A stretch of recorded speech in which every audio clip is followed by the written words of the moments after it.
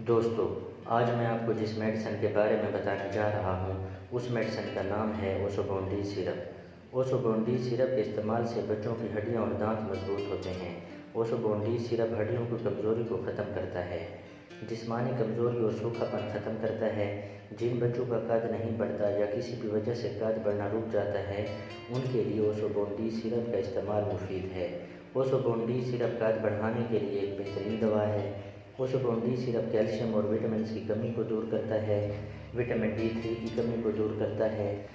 जिन बच्चों के पाँव टेढ़े हों या चलने फिरने में मुश्किल होती हो, तो ऐसे बच्चों के लिए भी ओसोबोन डी सिरप का इस्तेमाल फ़ायदेमंद है।